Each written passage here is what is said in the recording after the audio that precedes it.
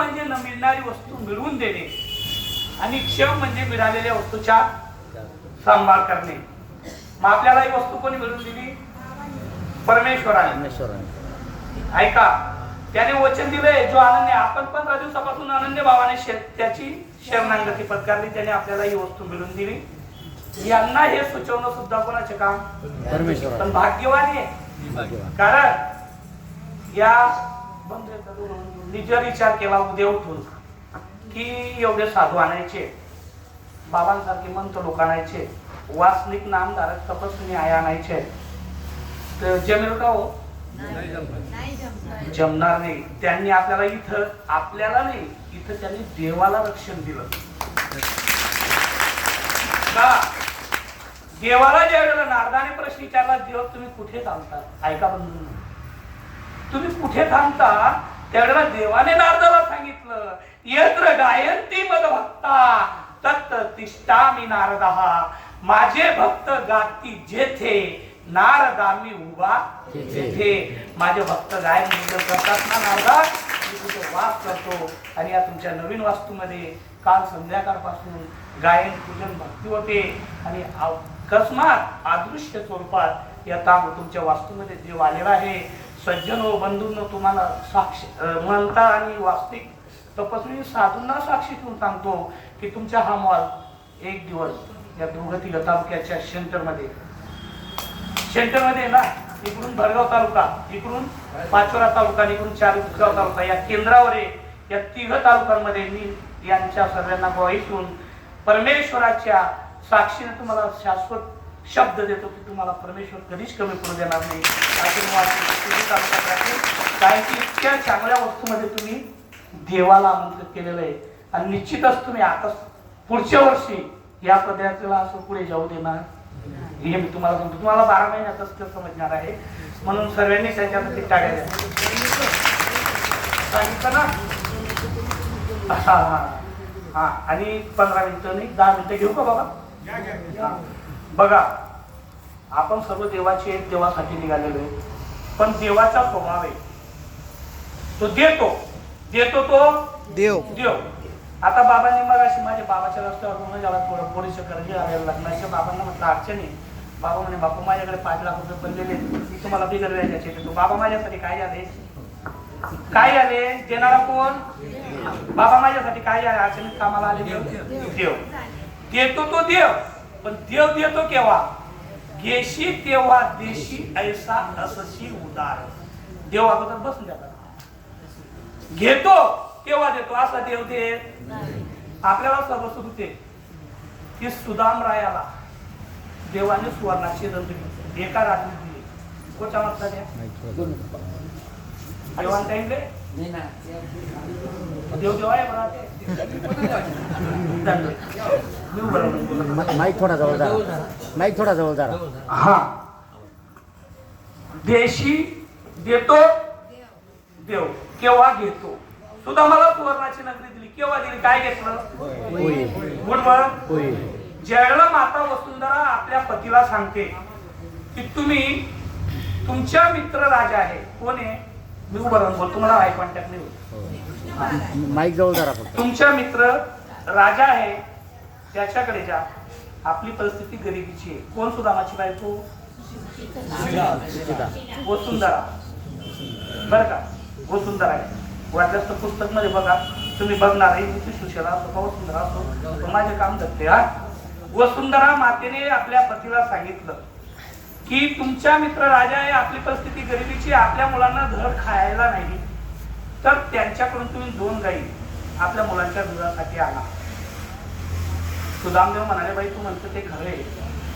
राजा, गुरु, मित्र आणि देव यांना भेटायला जात असताना दिक्त हस्तन वद्यते, खाली हाताने जाऊ. कोणाकोणाला भेटायला जायचे? तर राजा, देव, गुरु आणि मित्र यांना भेटायला जात असताना खाली हाताने जाऊ. हा, माता मला सांगा, मी राजा आहे का?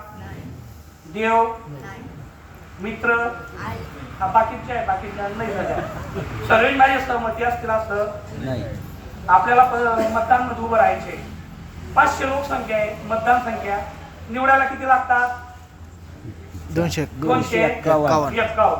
मग आपल्याला 249ची गरज मग सर्व आपले बद्दल चांगले असतील असं नाही. मग तुम्हाला माहिती आहे का आता सर्व माझ्याबद्दल चांगले असतील असेल, सर्व मित्र असतील असं नाही. माझ्या मित्र जर तुम्हाला ओळखायचे असेल, शत्रू जर ओळखायचे असेल, प्रवचन आपटल्यानंतर रस्त्यावर चालताना जो बोलला काही बरोबर करणी समजीला नाव बोला बोला मित्र त्याने म्हटलं खूप छान केलं तो. मग मी मित्र नाही, पण आता मी तुम्हाला ज्ञान देतोय. या मिनिटापर्यंत मी तुमच्या काय चौथा गुरु ज्ञान देतो तो राजा नाही, मी देव नाही, मित्र नाही असं गृहीत धरा. पण मी तुम्हाला आता ज्ञान देतो या मिनिटाला. मी तुमच्या कोण झालो? गुरु. आणि सुदामदेव म्हणतात की राजा, मित्र, देव आणि गुरु यांना भेटायला जात असताना खाली हाताने जाऊ नाही. मग आता मी तुमच्या कोण झालो? गुरु. मग तुम्ही आता खाली हाताने आले का? मग काहीतरी देणार नाही. तर सगळ्यांनी बाकीच्यांच्या कसा अर्थ परवाच लांबच्या आहे गाठी असलेले पैसे खर्च जरी झाले असतील माय माऊली होत तसं मी साधा गोळा माणूस आहे. मी एवढा आता हात धड धरत नाही की मला पैसे पाहिजे. तुमच्या कानातलं नाकातलं जरी काढून आणलं नाही म्हणजे सांगायचं कसं आपण समजदार आहे तेवढे ऍडजस्ट करण्याची ताकद आपल्यामध्ये आहे. मग तो सुदामदेव त्या ठिकाणी पत्नीला सांगतो काहीतरी आपल्या जवळ पाहिजे. घरात तर काहीच नाही. एका मडक्यात पोहे होत. त्या पोह्याला एका कुंडीमध्ये भांडलं सुदामदेवाला दिलं आणि सुदामदेव निघाला गोपाला गोपाला देवकी नंदन गोपाला या नामाच्या जप करत आले. द्वारका जवळ आले. ती कहाणी तुम्हाला माहिती. शिपाई गेला, राजांना सांगितलं. श्रीकृष्ण महाराज धावत आले, त्यांना घेतलं, आपल्या आसनावर बसवलं. देव आपल्या भक्ताला आपल्या आसनावर बसवतात बर का. देवातच ही ताकद आहे की तो त्याच्यात त्या भक्ताला सामावून घेतो. जीवाला स्वरूपात सामावून घेणारा तो परमेश्वर देवता स्वरूपात सामावत नाही. त्यांच्या ठिकाणी काही दिवस भोग देतात, आनंद देतात आणि पुण्य क्षीणे पुण्य मनुष्य लोके. आणि मग देवाने कृष्ण भगवंताने अर्जुनाला आपल्या सुदामाला विचारलं, अरे मित्रा तू आला मला काही भीतीला आणलं का? पण सुदामाला त्यावेळेला थोडा संकोच वाटत होता की ही पोहे कसं द्यावं. तो लपवत होता. सुदाम देवाकडून देवाने ते हिसकून घेतलं. एक घास पोह्याच्या खाल्ला. तेवढ्यात रुक्मिणीने बाकीचं देवाकडून घेतलं आणि सगळ्या राणींना वाटून दिलं. आंघोळ स्नान शाही स्नान घातलं मित्राला देवाने राण्यांनी आणि आपले राजवस्त्र नेसायला दिले. कोणाला?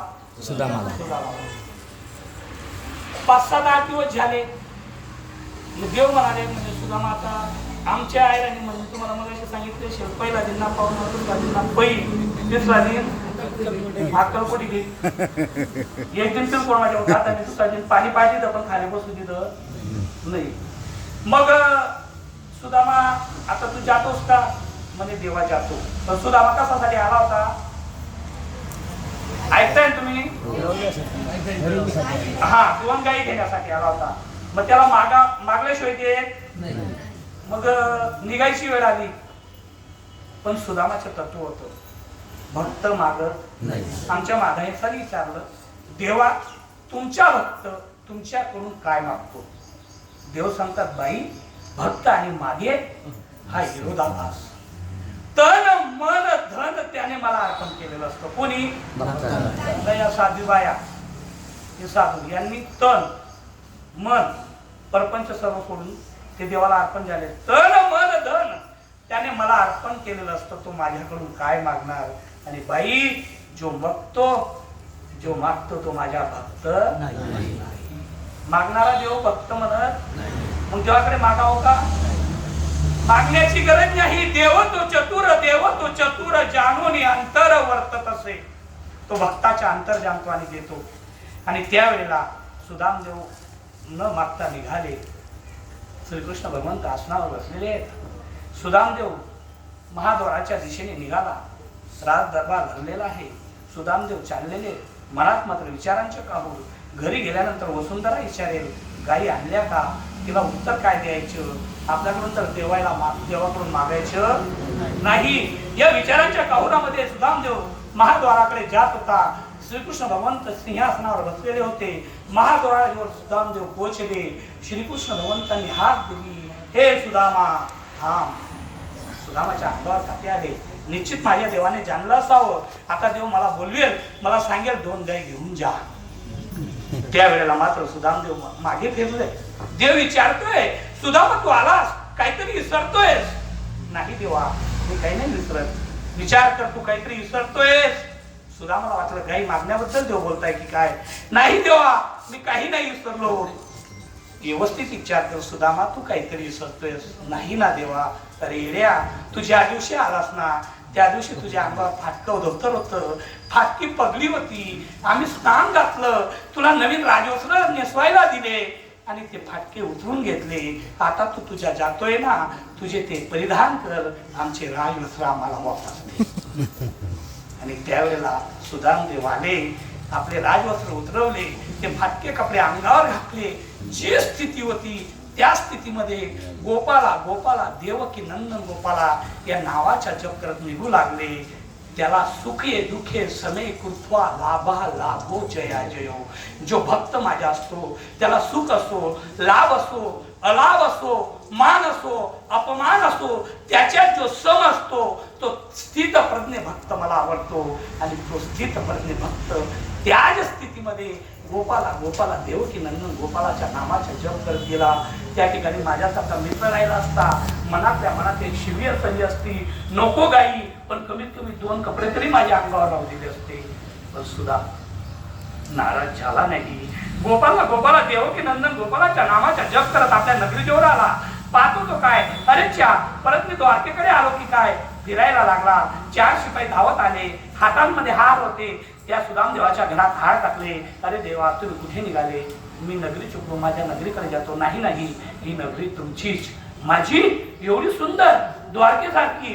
हो देवा. कस काय? श्रीकृष्ण भगवंतांनी रात्रीमध्ये विश्वकर्म्याकडून तुमच्यासाठी बनवून घेतली. अविनाशी करी आपुले आयशे, लावी मनापिशे. आपल्याला त्याच्या सार्थक करून दाखतो. कधी ज्या वेळेला आपल्या मनाला त्या देवाचे विषय म्हणतो, तेव्हा सुदामदेवाला आपल्यासारखी नगरी दिली. मुठभर पोह्यांच्या बदल्यात माता द्रौपदीला एका चिंधीच्या बदल्यात 1000 साड्या दिल्या. 5 पांडव बसलेले होते. 5 मिनिटं घेतो. 5 पांडव बसलेले होते. गुरुसभेमध्ये हारलेले होते, बसलेले होते. द्रौपदी मातेला दुर्योधनाच्या आज्ञेने दुशासनाने केसाला धरून वरपडून आणले. आणि त्या वेळेला द्रौपदी माता इकडे तिकडे पाहते, आपल्या पतींकडे पाहते. ते हारलेले होते. 5 पतींनी खाली माना घातल्या. दुर्योधनाने सांगितलं, ए पांचाली, आ मेरे जानू पे बैठ, माझ्या मांडीवर येऊन बस. त्यावेळेला दुशासन म्हणतो, नाही देवा, नाही भावा, तिला मात्र युवत्र करून बसव, कपड्यानिशी नको. आणि त्यावेळेला त्या दुष्ट दुशासनाने माझ्या माता द्रौपदीच्या मेरीला हात घेतला. तिने हात झटकला. आपल्या पतीकडे आषाढभूत नजरेने पाहू लागली. त्यांनी माना खाली टाकल्या. त्या ठिकाणी भीष्माचार्य बसलेले ते. भीष्माचार्यांपुढे थोडी पसरवली, दयेची याचना केली की मला या दुष्ट कौरवांपासून वाचवा. भीष्माचार्य सुद्धा अन्नाचा दाबला गेला होता, त्यानेही मान खाली घातली. अन्नाच्या प्रभावात अन्न कोणाकडे खाऊ हे सुद्धा महत्वाचे. द्रोणाचार्याकडे गेले. द्रोणाचार्याला सांगितलं, हे द्रोणाचार्य, तुम्ही गुरुकुलाचे गुरु आहात, तुम्ही यांना धनुर्विद्या शिकवला. बाण असा वाक बाण तुमच्या मुखातून काढा की यांची बुद्धी पालटेल. त्यावेळेला द्रोणाचार्याने सुद्धा खाली मान घातली.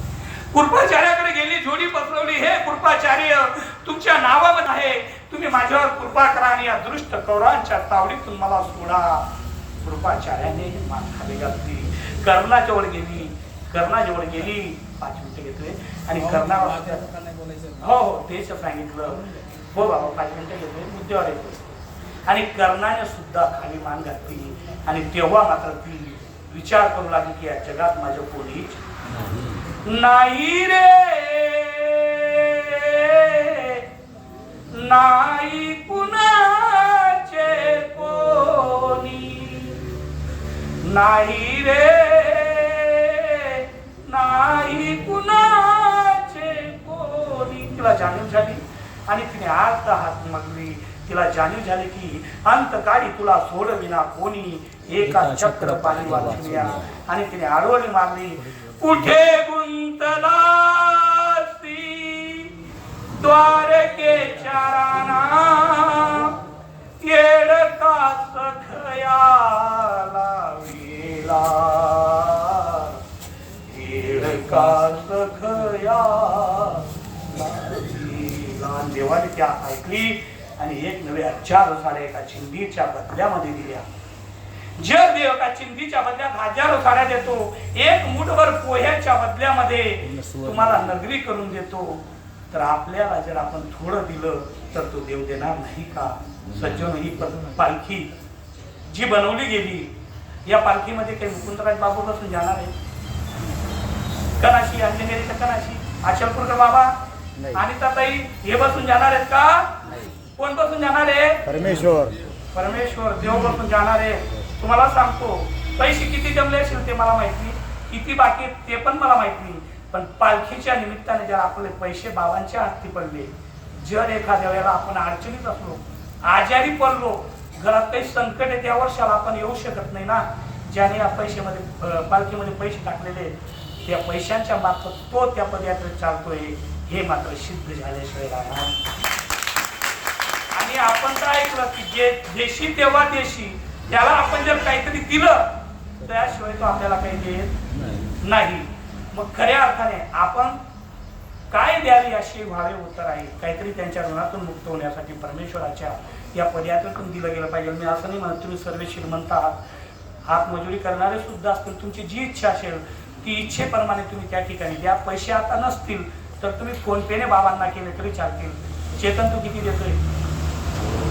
501. हा, 501. 500 काय होतंय? एक हवा मारावं चाकच नाही. 1100 रुपये देतो. चेतन भगवान पाटील या ठिकाणी 1100 रुपये पालखीला देऊ करतायत. ज्याला द्यायची इच्छा आहे त्यांनी. ताई, तुमचं नाव काय?